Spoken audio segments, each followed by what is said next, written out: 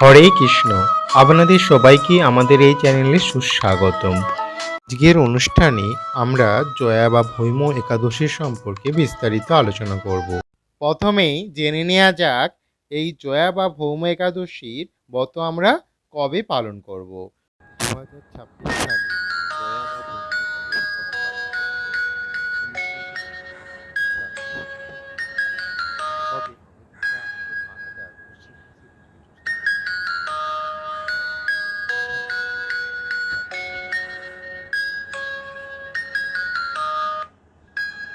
কিছু একাদশী।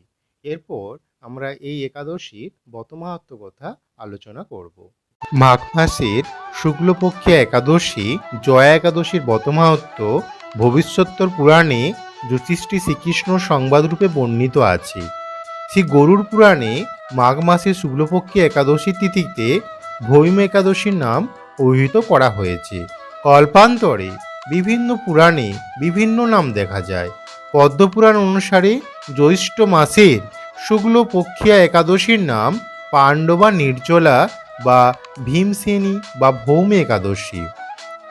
একবার যুধিষ্ঠির মহারাজ বললেন, হে পরম পুরুষোত্তম ভগবান শ্রীকৃষ্ণ, আপনি কৃপা করে মাঘ মাসের শুক্লপক্ষের একাদশী সবিস্তারে বর্ণনা করুন। তদ উত্তরে পরম পুরুষোত্তম ভগবান শ্রীকৃষ্ণ বললেন, হে মহারাজ, মাঘ মাসের শুক্লপক্ষের একাদশী জয়া নামে প্রসিদ্ধা। এই তিথি সর্বপাপ বিনাশিনী, সর্বশ্রেষ্ঠা, পবিত্রা, সর্বকাম ও মুক্তি প্রদায়িনী। এই ব্রতের ফলে মানুষ কখনোই প্রেতত্ব প্রাপ্তি হয় না। এই একাদশীর নিম্নরূপ উপাখ্যানও শোনা যায়। এক সময় স্বর্গলোকে ইন্দ্র রাজত্ব করেছিলেন। সেখানে অন্য দেবতারাও বেশ সুখেই ছিলেন। তারা পারিজাত পুষ্প শোভিত নন্দন কাননে অপ্সরাদের সাথে বিহার করতেন। একদিন 50 কোটি অপ্সরা নায়ক দেবরাজ ইন্দ্র স্বেচ্ছায় আনন্দ ভরে তাদের নৃত্য করতে বললেন। নৃত্যের সাথে গন্ধর্বগণ গান করতে লাগলেন। পুষ্পদত্ত, চিত্রসেন প্রভৃতি প্রধান প্রধান গন্ধর্বেরাও সেখানে উপস্থিত ছিল। চিত্রসেনের পত্নীর নাম মালিনী। পুষ্পবন্তী নামে তাদের এক কন্যা ছিল। পুষ্পদত্তের পুত্রের নাম মাল্যবান। এই মাল্যবান পুষ্পবন্তীর রূপে মুগ্ধ হয়েছিল। পুষ্পবতী পুনঃ পুনঃ কটাক্ষ দ্বারা মাল্যবানকে বশীভূত করেছিলেন। ইন্দ্রের প্রীতিবিধানের জন্য তারা দুজনেই নৃত্যগীতের সেই সভায় যোগদান করেছিল। কিন্তু একে অপরের প্রতি আকৃষ্ট থাকায় উভয়ই চিত্র বিভ্রান্ত হচ্ছিল। সেখানে তারা পরস্পর কেবল দৃষ্টিবদ্ধ অবস্থায় দাঁড়িয়ে থাকলো। ফলে গানের ক্রম বিপর্যয় ঘটল। তাদের এইরকম তালমান ভাঙ্গভাব দেখে তারা যে পরস্পর কামাসক্ত হয়েছে দেবরাজ ইন্দ্র তা বুঝতে পারলেন। তখন ক্রোধবশে তিনি তাদের অভিশাপ দিলেন, রে মূঢ়, তোমরা আমার আজ্ঞা লঙ্ঘন করেছ, তোমাদের ঠিক। এখনই তোমরা পিশাচযোনি লাভ করে মর্তলোকে নিজ দুষ্কর্মের ফল ভোগ করো। ইন্দ্রের অভিশাপে তারা দুজন দুঃখিত মনে হিমালয় পর্বতে বিচরণ করছিল। পিশাচত্ব প্রাপ্ত হওয়ায় তারা অত্যন্ত দুঃখ ভোগ করতে লাগলো। হিমালয়ের প্রচণ্ড শীতে কাতর হয়ে নিজের পূর্ব পরিচয় বিস্মৃত হলো। এইভাবে অতি কষ্টে সেখানে দিন যাপন করতে লাগলো। একদিন পিশাচ নিজ পত্নী পিশাচিকে বলল, সামান্য মাত্র পাপ করিনি, অথচ নরযন্ত্রের মতো পিশাচত্ব প্রাপ্ত হয়েছি। অতএব এখান থেকে আর কোনো পাপকর্ম করব না। এইভাবে চিন্তা করে তারা সেই পর্বতে মৃতপ্রায় বাস করতে লাগলো। মাল্যবান ও পুষ্পবন্তীর পূর্ব কোনো পুণ্যবশত সেই সময় মাঘী শুক্লপক্ষিয়া জয়া একাদশী তিথি উপস্থিত হলো। তারা একটি অসুস্থ বৃক্ষতলে নিরাহারে নির্জলা অবস্থায় দিবানিশি যাপন করল। শীতের প্রকোপ অনিদ্রায় রাত্রি অতিবাহিত হলো। পরদিন সূর্যোদয়ে দ্বাদশী তিথি উপস্থিত হলো। জয়া একাদশীর দিন অনাহার ও রাত্রি জাগরণে তাদের ভক্তির অনুষ্ঠান পালিত হলো। এই ব্রত পালনের ফলে ভগবান বিষ্ণুর কৃপায় তাদের পিশাচত্ব দূর হলো।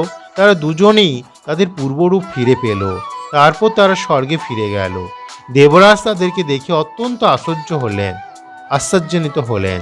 তিনি জিজ্ঞাসা করলেন, কোন পুণ্য ফলে তোমাদের পিশাচত্ব দূর হলো? আমার অভিশাপকে থেকে কেই বা তোমাদের মুক্ত করলো? মাল্যবান বললেন, হে প্রভু, ভগবান বাসুদেবের কৃপায় জয়া একাদশীর ব্রতের পূর্ণ প্রভাবে আমাদের পিশাচত্ব দূর হয়েছে। তাদের কথা শুনে দেবরাজ ইন্দ্র বললেন, হে মাল্যবান, তোমরা এখন থেকেই আবার অমৃত পান করবে। একাদশীর ব্রতে যারা আসক্ত, যারা কৃষ্ণভক্তি পরায়ণ, তারা আমাদেরও পূজ্য বলে জানবে। এই দেবলোকে তুমি পুষ্পবন্তীর সাথে সুখে বাস করো। হে মহারাজ, এই জয়াব্রত ব্রহ্মহত্যাজনিত পাপকেও বিনাশ করে। এই ব্রত পালনে সমস্ত প্রকার দানের ফল লাভ হয়। সকল যজ্ঞ ও তীর্থের পুণ্য ফল এই একাদশীর প্রভাবে আপনা হতেই লাভ হয়। অবশেষে মহা আনন্দে অনন্তকাল বৈকুণ্ঠ বাস হয়। এই জয়া একাদশীর ব্রতকথা পাঠ ও শ্রবণে অগ্নিষ্টম যজ্ঞের ফল পাওয়া যায়। হরে কৃষ্ণ। মাহাত্ম্য প্রসঙ্গে বলা হয়েছে যে এই তিথিতে পবিত্র তীর্থস্থান, সমস্ত তীর্থস্থানের ফল পাওয়া যায়।